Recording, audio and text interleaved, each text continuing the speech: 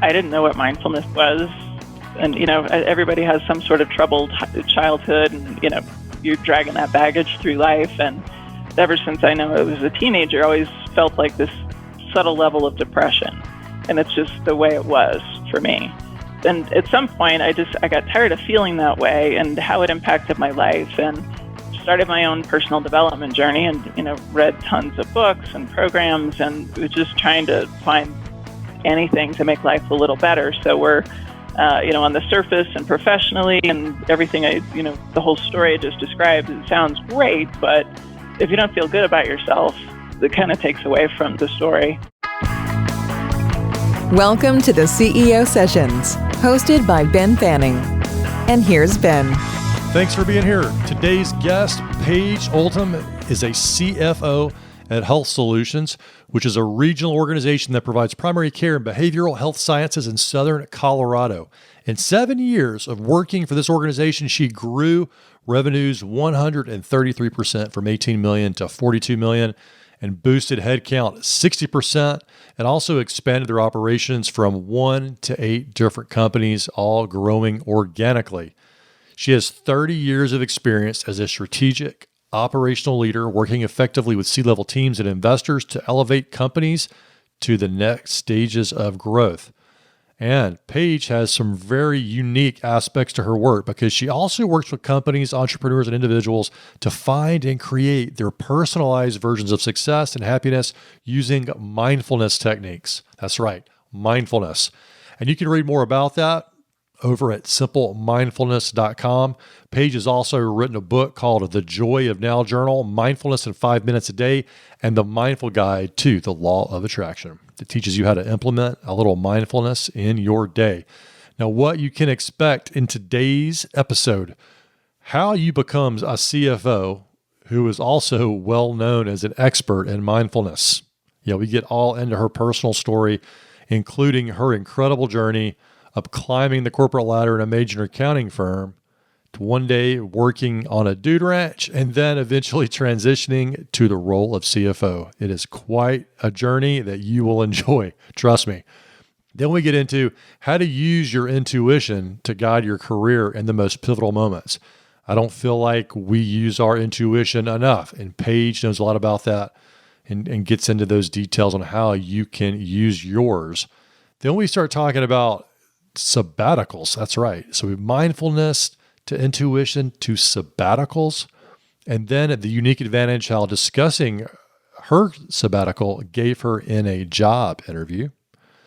And then we even get into more about sabbaticals, about the first steps you can take. And then we get into her blogging and her writing, including a hilarious story of how Leo Bubalta, who is the founder of a website that's very popular called Zen Habits, actually thrashed her website when she was just getting started, and how this moment, though, actually helped her to massively improve. And then Paige shares another interesting story about how she used mindfulness to tame the office bully. Enjoy this episode. Hey, Paige, welcome to the show. Thank you, Ben. Very happy to be here. Me too, for sure. Now, I've got to let listeners in on a little bit of how we met, because they have probably not heard of the World Domination Summit. But for those of you listening, there is a annual conference run by Chris Guillebeau out in Portland, Oregon, and it's called the World Domination Summit. But it's not about dominating the world necessarily with military tactics. It's more about creativity and art, and for entrepreneurs and speakers and people that are really out there to serve and make a positive impact in the world. And one of the activities one night was to go on a riverboat cruise on the, if I'm saying this right, the Willamette River. And I believe there's a boat there called the Portland Spirit. And so I'm just like, hey, I'm going to do this boat cruise. And I walk in there, and somebody already know Kim Ebinger, who's an executive coaching buddy of mine, was already talking to Paige and introduced me to Paige. And I mean, we sat and we talked a long time on that cruise. The cocktails were great. The stories were even better. And and getting her story, I think you're going to be fascinated today hearing from her. So, Paige, that was pretty fun, huh? It was. Yeah, my husband always gives me a hard time about world domination. So, Well, yeah, that was so does my wife, for that matter. People are like, "What in the world is this?" But anyway, let's. That was a really fun time, and glad to be going back. There's just a couple more years left of that conference, but I recommend anyway. If you're curious about that, listeners, go check it out at World Domination Summit. You can Google it and go check it out. So let's dive into Paige's incredibly interesting background. Paige, where'd you grow up, and do you ever think that you'd be sitting in the C-suite? I grew up in New Orleans, and growing up, I had no idea what a C-suite was. As I was progressing in high school, and like, gee golly, I got to go to college. And, of course, at 16, 17, 18, people are asking you, what do you want to be when you grow up? Like, you have a half of a clue. And as I neared the end of high school, I realized, a lot of my friends were artists and musicians. But at the same time, I had been really involved with junior achievement and just loved business. Oh, yeah. And I had been the president of my companies for a few years. So I thought, I like business, but the people I hang out with are all these creative types. Maybe someday I will be the business manager for a band or an artist or something like that. Just throwing guessing at things. So went to college. I went to Boston College and their School of Management, and just sort of found my way. As geeky as it sounds, accounting, intermediate accounting actually was interesting to me, which is crazy, and law. Oh, you're one of those people that loved accounting. Okay. One of those, I know. So graduated and started my career with the big, what used to be one of the big 8 accounting firms in Boston, with Coopers and Lybrand, and was climbing the corporate ladder there. And, I was trying to make partner faster than anybody ever had. And you get a lot of really good experience working with a lot of different companies. There I was in the audit side of the middle market group, and had a lot of exposure to anywhere from brand new startups up to, $200 million public companies, and seeing just the issues they run into. We'd try to help them through a lot of things. I was more interested in how the businesses worked versus, debits and credits of accounting. So I'd work with our consultants and things like that, but got pretty darn close to making partner, and started thinking, wow, now that I'm this close, it's not as mystical and magical as everybody thinks it is who's not a partner. Is this really what I want to do with the rest of my life? And it was a resounding no, but I was like, well, what am I going to do?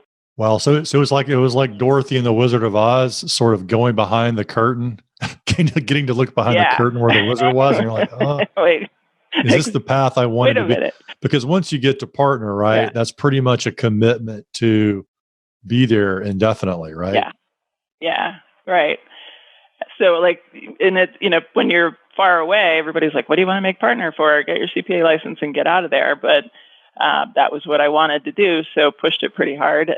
But when I got to that point that, not only looking at what the job is, but what my entire life would be like. And I thought, that is so not, I don't want the little house in suburbia and, driving into downtown Boston every day, but I don't know what it is. And I actually, worked with their career counselors in the firm, because when they kind of help people leave the firm, they hope that someday, wherever they end up, they'll hire the firm back. So it's a pretty helpful process, but I couldn't come up with any job kinds of things. So my intuition at the time started, it was kind of a whisper, and then it got louder and louder, that just kept saying, go west and do something with horses. And having grown up in New Orleans and gone to college and worked in Boston, I'm like, horses? I think I went horseback riding at summer camp when I was about 12. And where west? West is very big. You were still in the accounting firm, and you were getting these intuitive messages about horses. Wow. Did you think you were just completely going crazy at that point, or were you trusting yourself like, hey, I need to go investigate?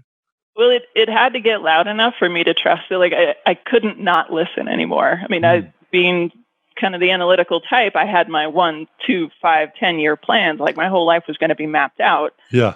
And now suddenly I had to trust myself enough to throw all that away and just say, let's see what life has for me. So, and at the same time, I was, like reading Outside Magazine and clipping out quotes and pictures and just kind of putting them in a folder, not really knowing why. And, many years later, I found it and thought, yeah, like my intuition was screaming at me. So I left the firm, and my uncle had a company right outside of Washington, D.C., and his CFO had just left. So he said, I just need help here. We need to wrap up the business. So I thought it's a short-term step. It can give me the taste of not being in public accounting, being in a company. So I did that for a few months. They rolled up the company, and then, I thought, do I go back to the firm or what? And I thought, well, this is my chance, because it can get so hard to leave, a good job with good benefits, good pay, kind of prestigious, to just leave it for you don't know what is pretty tough. So I left it to go to this, good opportunity. And I thought, if I go back, I'll get stuck. And I don't want to do that. So I took that as my launching point.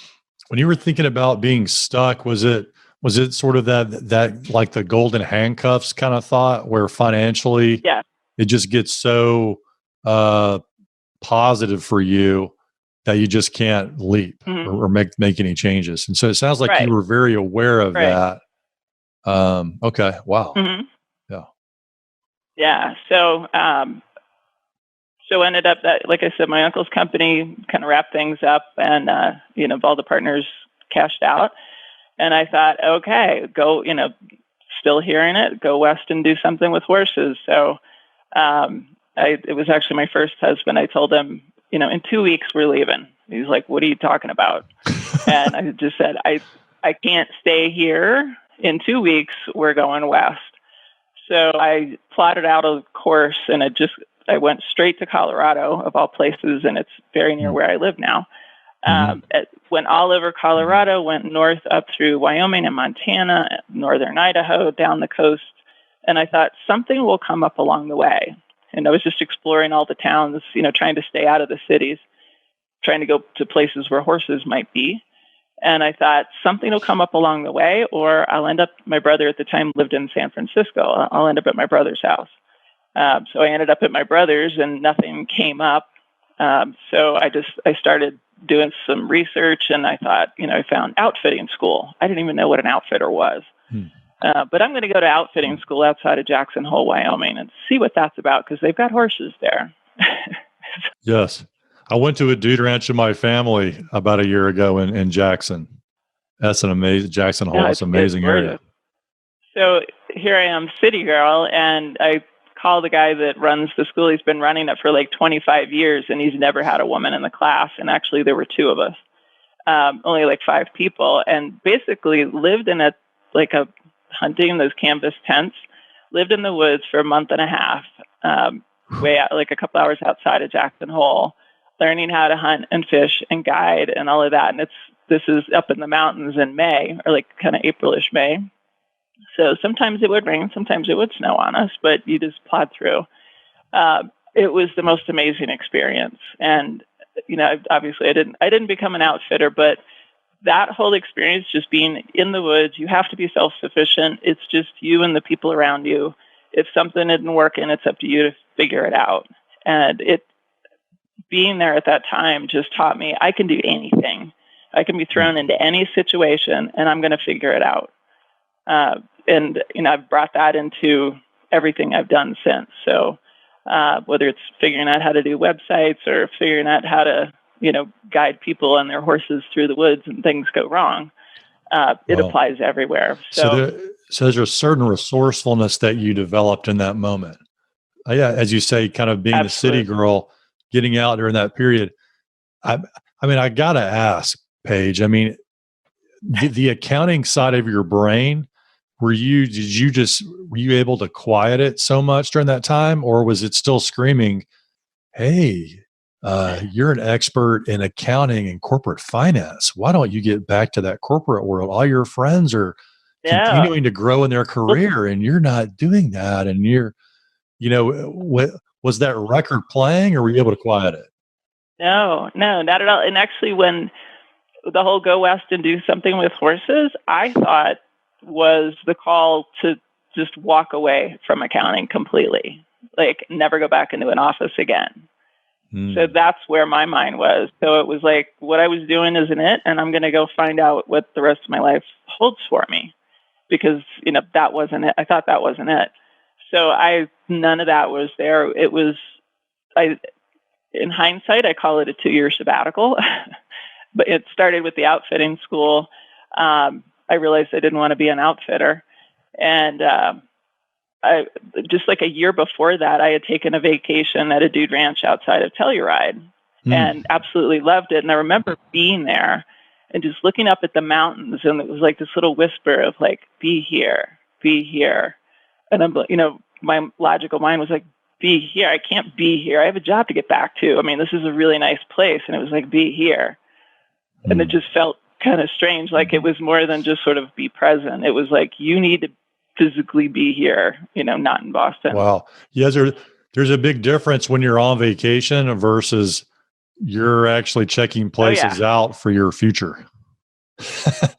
Right. What was hilarious. So after outfitting school, I was thinking like dude ranches or something. And I went back to that dude ranch looking for a job. And they kind of looked at me like, are you crazy? Or like some completely inexperienced city person, thanks for stopping by. And then I called the Colorado Dude Ranch Association and I said, anybody who's looking for anybody? Because it was late in May, everybody's all staffed up. And they said, there's this one ranch outside of Fort Collins that needs a manager. And I'm like, great, I'm a manager.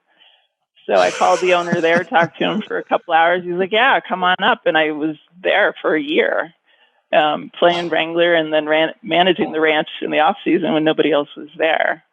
So, learned a whole lot, but also learned that dude ranches are not about horses. They're about, kind of running a hospitality business. So I learned a lot there, but I, thought at the end of the year, okay, what's next? Tried to find some, work in California. And also at this time I had, through this process, ended up getting divorced and met my now husband. So in the off season, my current husband was managing a wildlife center up the road where we used to bring guests. So in the off season, I'd get a little bored. And so I'd go up there and just say, hey, do you need any help? And he's like, yeah, go play with the wolves. And there were 5 packs of wolves there. So it was my job to like go in and clean up the mess after they, ate half an elk, something like that. And just play with them and keep them socialized because they needed them to kind of come out and run around when people want to take pictures of them behind the fence. So that was where we met. And, as we were trying to figure out what's next for us, the guy that owned that place shut it down at the time. There were a lot of other animals there, and my husband was really attached to the mountain lions. So, the guy hadn't paid him in a while. So my husband said, I'll take the caging and the mountain lions. We'll call it good. And so, and he and I left the ranch and we found a new place for the cats, and we're trying to explore like what to do next. And that was when I thought, I'm kind of tired of working for, almost minimum wage on somebody else's ranch. I want my own place. I want my own horses.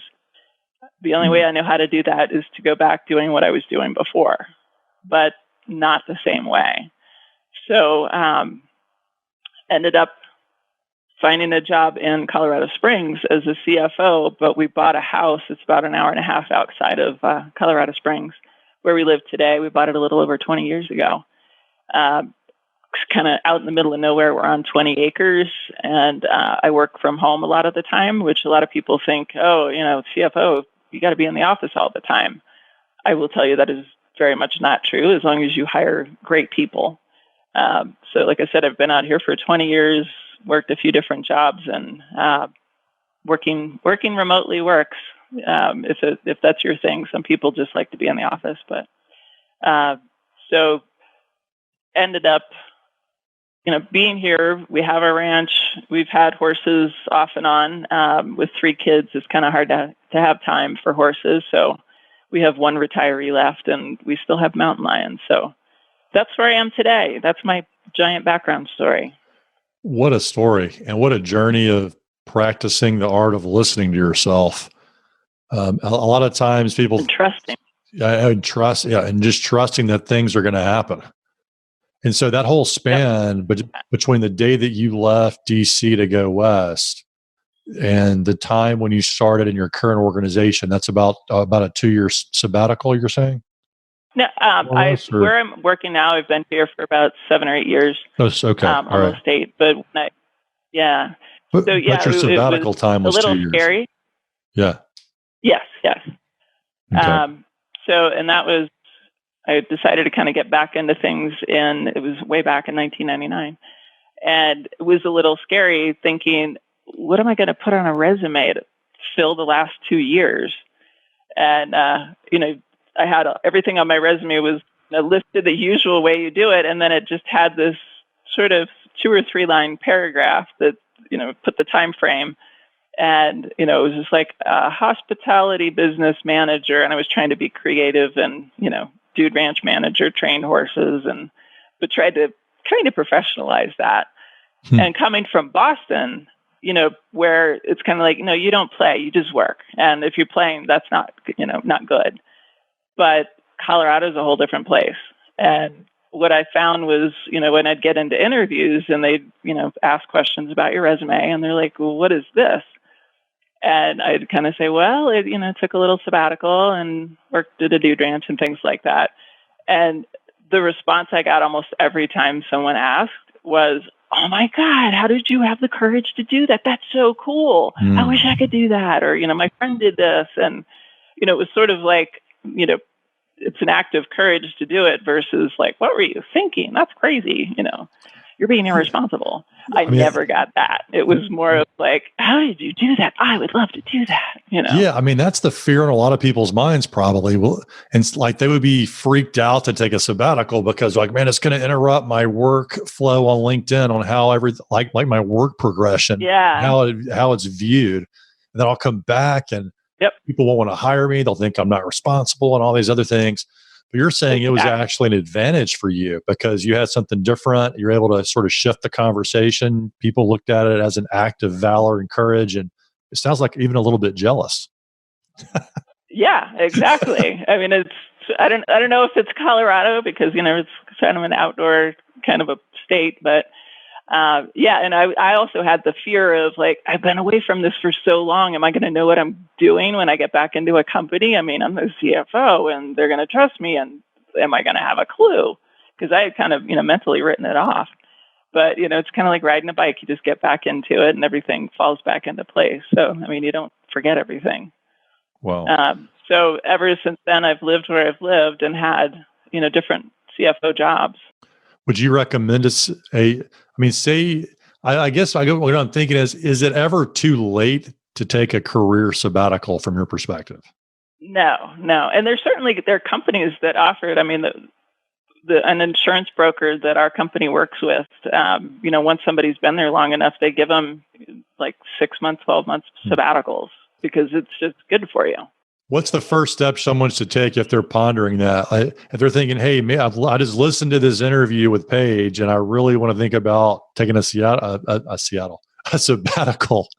What would you recommend their first step to be? God, there's so many different factors. What's your family life like? My kids are 16, 14, and 11. If I did a sabbatical, I'd be home all the time, but I'm home all the time anyway, working. So there's just so much to think about. It's, what are you trying to accomplish in that time? Do you just need rest? In which case, especially C-suite types are pretty, wired pretty tight. You can only sit around at home or on vacation for so long before you start to lose your mind and you have to do something, kind of like find your purpose type of thing. So you got to stay busy, but, something that means something to you. So some people travel, some people, they'll take time off to write a book or something, or it's what are you taking the time off for and how much time will that take? And then how is that going to impact, your relationships, your family life, your financial life, your health or anything else? Is it time to go, check things off your bucket list because that's been driving you crazy? So, the why behind it has to be strong enough to make the decision to actually go out and do it. So some great steps there. Some great steps. Now let's fast forward into mindfulness, your website. I mean, this has already been quite a journey for you to get to this point in the story. Did your sabbatical that you didn't even necessarily intentionally create, but it's unfolded that way. And now you're back in the workforce as CFO. And what happens next? In terms of the mindfulness, I didn't know what mindfulness was. And, everybody has some sort of troubled childhood and, you're dragging that baggage through life. And I was, ever since I know I was a teenager, always felt like this subtle level of depression. And it's just the way it was for me. And at some point, I got tired of feeling that way and how it impacted my life, and started my own personal development journey and, read tons of books and programs, and was just trying to find anything to make life a little better. So we're, on the surface and professionally and everything the whole story I just described, it sounds great, but if you don't feel good about yourself, that kind of takes away from the story. So I just wanted to feel better, be better in relationships. And the more I read, learned, implemented, I got to a point, and some podcast or something I listened to, 11 years ago or something, was how to start your own blog, how to start a website. And, I'm thinking, I'm a pretty tech person. I can figure this out. Kind of glanced at it. And of course, the tools available, 10 or 11 years ago were nothing compared to what we have today. It's pretty easy to throw up a site. When I looked at it, I thought, wow, that's hard. And do I have the time to do this? And I was going to hire someone. And back then it was expensive. So I was like, I can do this. So I figured it out, kind of back to the dude grant, or back to the outfitting school thing. Like, I can do this. I'll figure it out. So basically taught myself, how to do WordPress and things like that. The site actually started off called Breakthrough Systems. It was like I just had that corporate mindset, and I wrote articles. And what's so funny about, I think, me writing, in school, I was always just awful at writing. I have a younger brother who was the creative one, and, he'd write poems and stories, and they were all great. And I would try it, and he and I would just laugh hysterically because they were so awful. And, I got like no support. And it was just like, you stick to the math, your brother's good at English kind of thing. So I was certainly never a writer by any means, but I just felt compelled to get the message out of the things I had learned to get a little happier and just put it out there for other people to read. So all of those early articles were so awful in hindsight. I took them down a long time ago, but it was the start of the process. Yeah, I can so relate to that. When I started my first, whenever I started my first blog, and I was still working in a corporate role, I started under a secret identity because I thought it was so bad, and I would get fired for what I was writing. So, yeah, Executive X. That's what I was called. But yeah, I can argue that. So what was the moment where you're like, okay, Breakthrough Systems is working, maybe, but it could be different, or what shifted it? It was never quite working. I just wanted to do it. So, I just wrote the articles, did what I could do. I, found, it was like A-list blogging group, but it was an online thing you could join that just helped you be a better blogger. And it was a community where you could learn from each other, help to promote each other. And through that, the guy, Leo Babauta, who has run Zen Habits since the beginning of time, he helped to run that group back then. And he would have these weekly calls where you could submit your site, and he would do, like on a group phone call, he would review it and tell you what's good, bad, whatever, ideas. And he thrashed my site. I mean, it was just like, what are you doing here? That's hard to imagine. He did. Wow. Oh, Zen Habits Godfather bashed your website. That's hilarious. Yes. Yeah, like I think I had a pop-up or something, and he's like, "Oh, I'll never look at a site with a pop-up." That's a great story. But yeah, he totally thrashed it. And, I could have taken it like, "Oh my God, I'm awful. I never should have done this." But I was taking notes like crazy of, what he's saying, because he was the master at the time. What is he saying works and doesn't work? And instead of just trashing the whole thing, I, sort of stepped back and said, okay, stop trying to be professional. Stop trying to be like everybody else, and stop trying to, have the perfect words and, sound like something out of a textbook, because that's not working. I had taken like 50 people on my contact list, loaded them up in my mailing list, and I think my mother was the only one who read an article or two.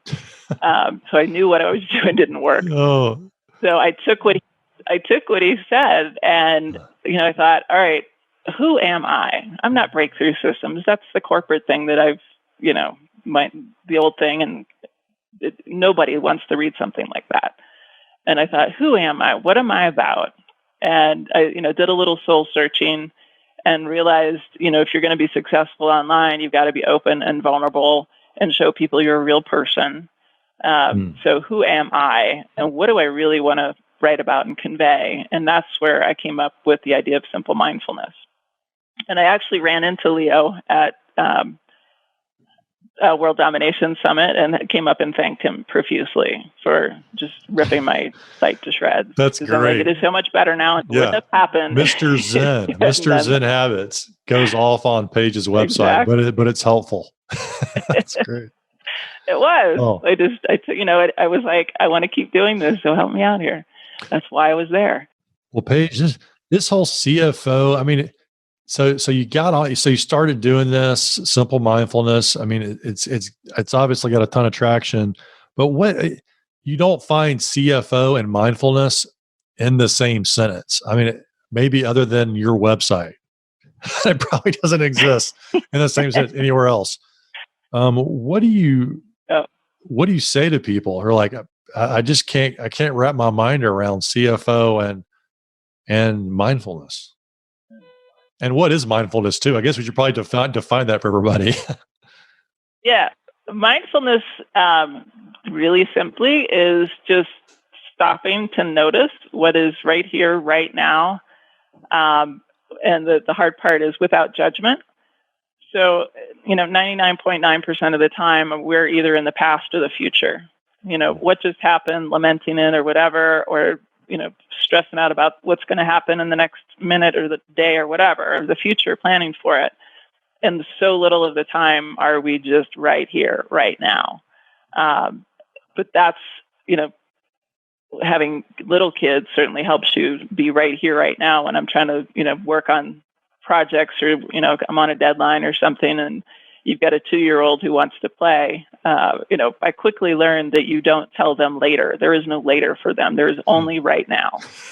So, you pause and you go play for 5 minutes and come back, and the world's a better place. Otherwise, they're going to scream and drive you crazy. So it's being right here, right now, but also without judgment.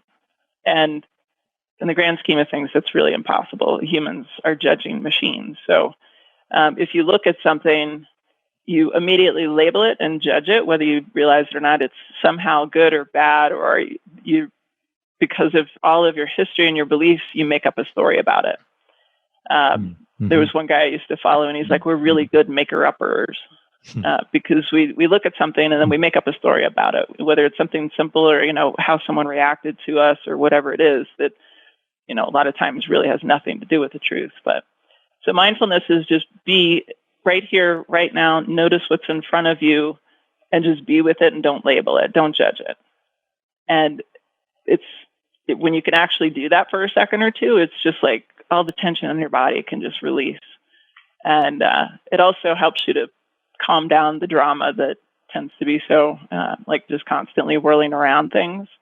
The drama is the stories and different people's stories interacting and things. And when you can just drop all the stories, it's like, oh, things aren't so bad, So, so on the I guess the CFO and the mindfulness side, before I even knew what mindfulness was, I mean, I'm most people tell me I've got a pretty calming personality. I had one company that I worked with. The company in the Colorado Springs was owned by a holding company out of New York, and the CEO out of New York was, I spent a lot of time in New York, and he was just a bear of a New Yorker and just cursing, putting people down, and all this constantly. I know a few of those. And whenever I think I was one for a while. Yeah. And whenever he'd come into town, every month or two, he'd come in and meet with the executive team. And the rest of the executive team always made sure that I sat next to him because I kept him calm. So, and even in public accounting, the partners would have me go meet with the difficult clients because I could calm them down or get them to do what needed to happen or whatever.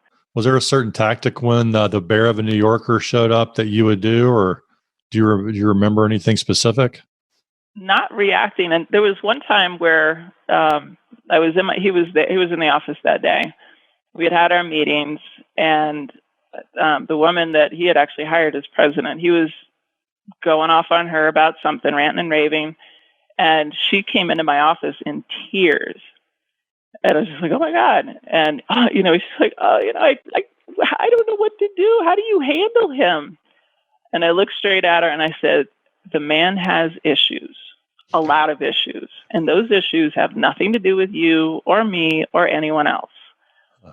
And I'm like, don't take it personally. The biggest thing you could do is don't take it personally. He's spewing his venom at anyone that will take it. And you're reacting to it. So stop reacting to it. So whenever I approached him, I was always very calm. And I'm like, what can I do for you? Well, I need, this, and this.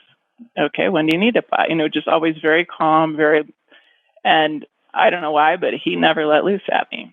So. Wow, that's a great story and a great illustration of the power of, and that's mindfulness, right? And that's the process of being mindful. Yeah, and at the time I didn't realize it, but it's mindful and just note, the book, The Four Agreements is, I would highly, highly recommend. And one of those agreements is don't take anything personally. Everybody's walking around with their own issues. Everybody's so wrapped up in themselves. If they're spewing something at you, it's all about them. It has nothing to do with you.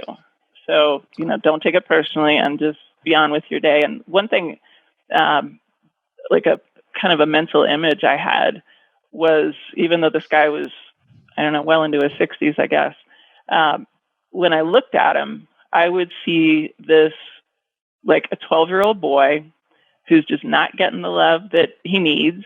And he's reaching out and he's turned into a bully. He's just trying to get attention the wrong way, but that's what bullies do because they're not getting the acceptance and love and attention that they need and they should be getting. So they start lashing out. And everybody else is bad because the only way they can make themselves feel good is to put everybody else down. So when I'd look at him and, watch him going off in his tirade, I would just see this, this little boy just desperate for the right kind of attention. And the more you could just be there to be like, I'm here for you. It tends to settle that. And it helps you feel that, instead of getting ticked off and like, oh my God, this guy's crazy, you actually end up, if you can, really internalize the image, you feel compassion for him. Like, I feel sorry for him, like, how can I help this guy? Wow. And having even that intention shifts the energy between you. So you're not just two, big balls of energy fighting it out. So. Yeah, there's a lot of helpful strategies in there for people in the C-suite and those that want to get there, because it's it's not a sprint, it's a marathon, and to endure the craziness on that journey, being able to work with people that are just emotionally very charged, or they're bullies, or they present a very difficult persona to work with. Having access to this, I can see this being really helpful, and some great illustrations there, Paige. Yeah, and so much of the job is handling people. I always say the only problems are people problems. So if you can learn how to manage, learn how to work with people in ways that work for them, you have to be kind of a chameleon. So, if I come into a new company and, I've got to learn everybody else on the executive team and how they work and what sets them off and what, helps them along, and kind of cater how I work with them in those ways so we can all work together better. Trying to inflict my way on somebody else will never work. You mentioned the 4 agreements, and I believe that's Don Miguel Ruiz, correct? That's the author? Yeah. Exactly. Were there any other books specifically that come to mind or podcasts that you'd recommend for people? I don't know. I've read and listened to so much. It's almost like the themes start working together. I mean, in terms of mindfulness, anything by Jon Kabat-Zinn is awesome. Thich Nhat Hanh. Jon Kabat-Zinn was, back in the 70s, he worked in, I think it was like the UMass Hospital up around Stockbridge or something like that. But he created the mindfulness-based stress reduction class. He pulled a bunch of patients who, were going through all kinds of, things that you have to stay in the hospital for and, would cause pain. And he asked them if they wanted to participate in this program. And they had a group of, 15 or 20 people. And he would have, it was, meditation, very light kinds of yoga, stretchy, getting you to be mindful in practices. And now it's a pretty standardized program of over an 8-week period. But he was proving that stuff worked way better than, sitting in the hospital, taking drugs and kind of the conventional methods. And he ended up I heard his story. He fortunately got respect from the doctors in the hospital who could see that it was working. So, that was, again, I think early mid-70s, and it's evolved. I say he's kind of the grandfather of mindfulness in terms of how it's been popularized and worked into our culture. And where I work now, it's a larger community behavioral health center, which is sort of great because it gets, I get to use all the things I'm passionate about, like mindfulness and other types of wellness strategies, and I can use that to help our employees and our clients. So working on just mindful types of therapies. And before, the other execs, they were kind of poo-pooing, it's Paige and her mindfulness stuff. That's so silly. We stick to evidence-based practices. And I kept hearing about CBT, cognitive-based therapy, and everybody's using it. And it's so great and it's so effective. The other CBT. And I thought, I need to do some research. Yeah, exactly. And I thought, I need to do some research on that. And I researched it, and I was like, it's mindfulness. It's not that hard.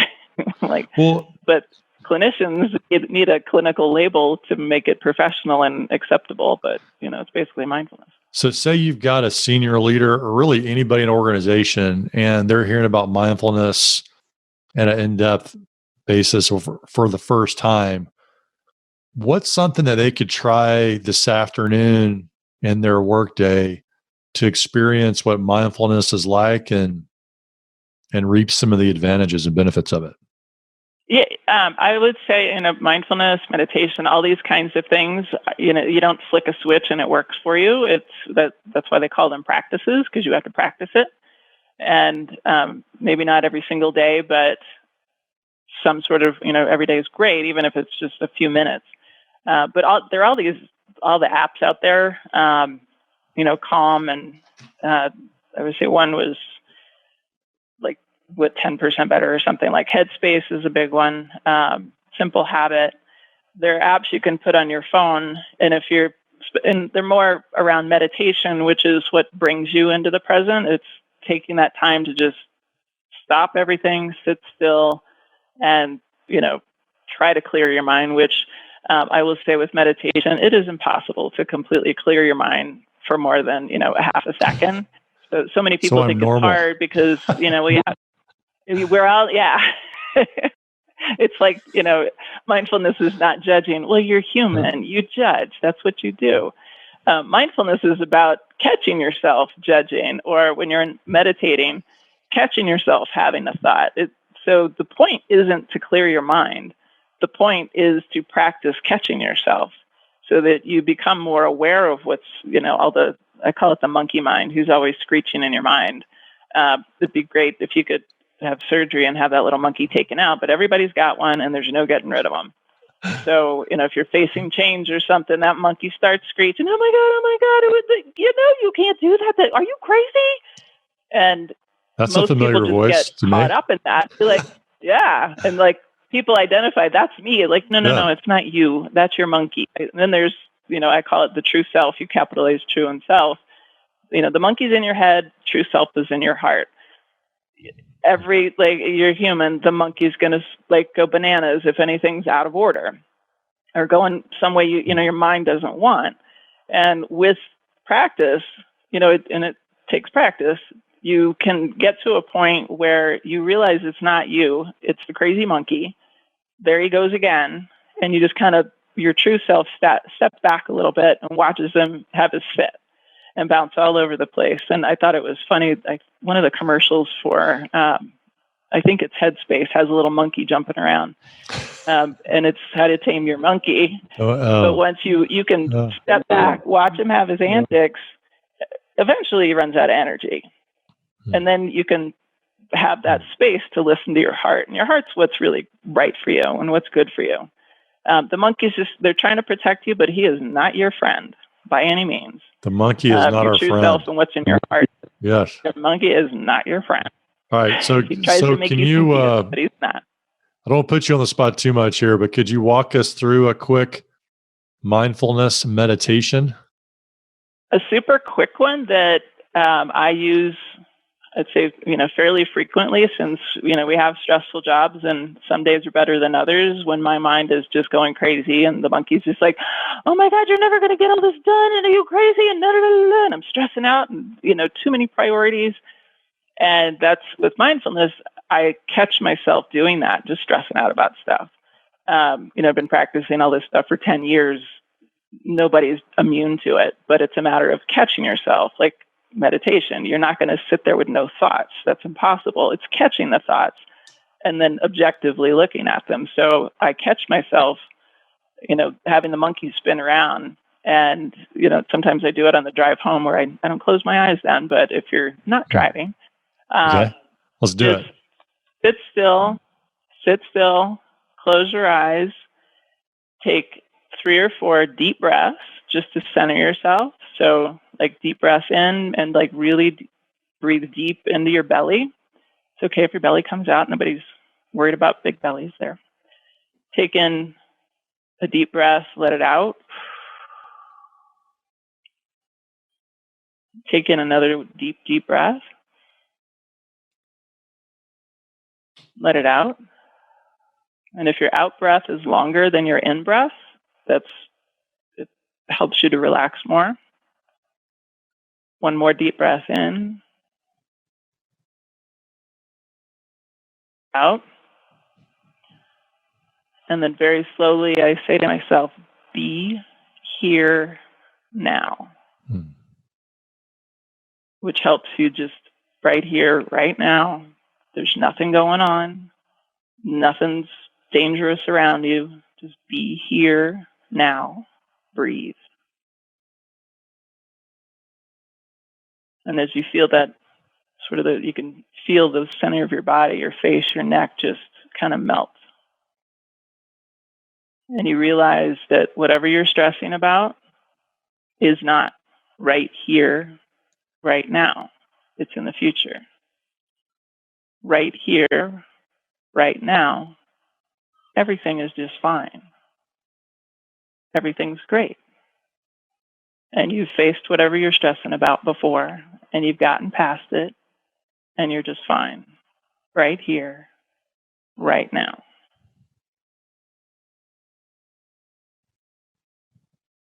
Take a few more deep breaths, 2 or 3 more deep breaths.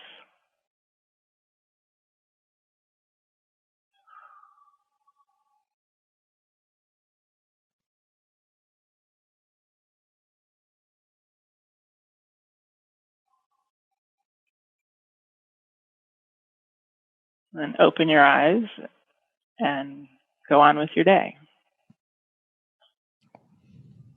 Fantastic. That was really cool. that can take about 30 seconds. Meditation doesn't have to be like, oh, I don't have time for it. Just pause for 30 seconds, take a few deep breaths, and remind yourself that right here, right now is just fine. I love it. Yeah, and that's a taste of what, I mean, and Paige, you have more at simplemindfulness.com, right? Where you have that kind of information. I mean, it's amazing. I'm like imagining people leading their team through that before a staff meeting. Yeah, especially like in a crisis. It used to be like, oh, that's, yeah. It seems like everything's a crisis now. So, and that's becoming a popular thing to do for team meetings and things. And then, since we're all short of time, I wrote a book called The Joy of Now Journal, Mindfulness in 5 Minutes a Day. And actually, my 14-year-old daughter loves going through this, but it's, just quotes and little things, like a one-page mindfulness exercise. I'm taking any more than 5 minutes, and it just helps you to refocus, bring yourself back to the present. It's kind of like learning how to deal with crises. It's better to learn when you're not in a crisis, because when you're in a crisis, you just can't think straight. So having these practices every day, especially when things are good, so that they can become more of a habit when things are not so good. Yeah, that's a great point. And just for other meditation. Practice now, so it's available to you when it really hits the fan. And by the way, for everybody, I'll make sure to link to. Wait, what's that? That's why you do fire drills. If there's a fire, you're not going to remember what to do. Right. It needs to be ideally like a default reaction in a crisis. And by the way, everybody, you can in the show notes, I'll make sure to link to Paige's journal, so I can check that out there, as well as her site, and she's got some other materials. Yeah, and I've got a book I released last year. Yeah, The Mindful Guide to the Law of Attraction. They're meditations to manifest health, wealth, and love. It helps to explain, it sort of breaks down mindfulness. What is mindfulness and what is the law of attraction? And the funny thing with this book is when a publisher approached me about writing it and said law of attraction, I was like, isn't that a little passé? Didn't I, people are past that now? Because back in, I don't know, what was it, like 2006, when The Secret came out, that was about the law of attraction. Mm-hmm. And I thought, oh, this will just change my life. I'll bring whatever I want into my life. And, back then I was still so much in my head, forgetting that there are actually feelings. I mean, it's like my own damaged childhood. I didn't know I had feelings until I was about 40. And that's the critical part of things like the law of attraction. But it helped me in writing the book, helped me to understand the link and the importance between mindfulness and the law of attraction. And that basically, be mindful, notice where your thoughts, actions, feelings, energies are going, because that's what you're bringing towards you. So the law of attraction totally did not work for me when I first heard about it. I bought the Secret on CD and listened to it 800,000 times, thinking if I just hear it and think it enough, it'll work. And it did not work. And the piece I was missing was understanding where, being mindful of where my thoughts, beliefs, energies were focusing. And we're all attracting exactly what we're focused on. You just have to be careful what you focus on. Great. So if things aren't your way, whatever you focus on grows, or you give your attention to. And a lot of these strategies and stories you've shared today, I mean, really prove the point, through your own story and examples of how powerful that can be to direct your attention to the present, to what you're working on. And if you're not conscious of what you're focusing on, you might be focusing on the wrong thing and growing in ways that you really don't want to grow.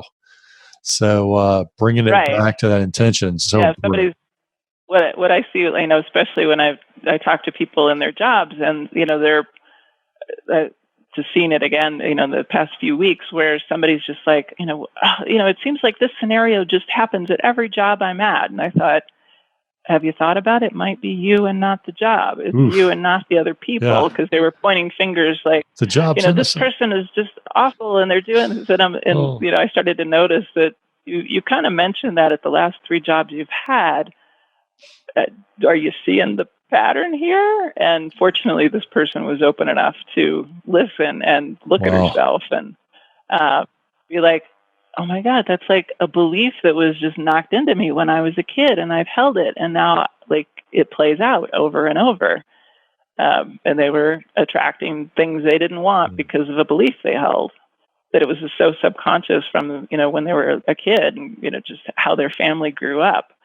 And when they actually ended up going to see a therapist who does EMDR, which I can't remember what it says, movement desensitization, but it's a great way to kind of take it's used a lot for PTSD, that helps to remove old traumas and kind of unhook, unhelpful beliefs and things like that. And I mean, she could not be happier at the same job, where she was just like, oh, I'm leaving. I can't take it here. And I'm like, give it a chance. If you can get yourself through your process. And she did, and she's so happy now. And it's like, now she's not going to go off and repeat that. Yeah, I mean, taking personal responsibility and being able to see those patterns and make changes, that's such a huge power move in everybody's life. Yep. From the C-suite to the mailroom. I mean, that all up and down. Absolutely. I mean, that is a huge thing. And Paige, I want to be conscientious of your time. Is there anything I didn't ask today that you felt like we need to touch upon before we wrap up? I think we covered a whole lot of ground here today. We did. So. Well, where should people reach out to you if they want to check out your book, your journal, and of course I'll put it in the show notes too, but or even get in touch with you? Yep. What's the best way to do that? Everything is on my site. It's simplemindfulness.com. And on the homepage, if you sign up, you can get a copy of my Mindful Living Guide, which is free. And it comes also with a kind of an email course that comes with it, that each one shows you how you can practice mindfulness in different aspects of your life, in your career, in your relationships, with your money, sort of, I say, with your spirit, however you define that. But it gets you more specific into, there's the broad mindfulness is being present, but what does that mean in the day-to-day life? So that guide can help you walk through that as well. And I've got about 15 other free guides that are other more specific areas, but that one's the more comprehensive one. Wow, a lot of great resources there. Y'all go over there and check it out. Thanks, Paige. Thanks for joining today and being on the show. Thank you. I truly appreciate it. Thank you very much. Ben Fanning is a #1 best-selling author, Inc. magazine columnist, and CEO of the Fanning Group, an international consultancy and corporate training company. To learn how they can help your organization, go to benfanning.com.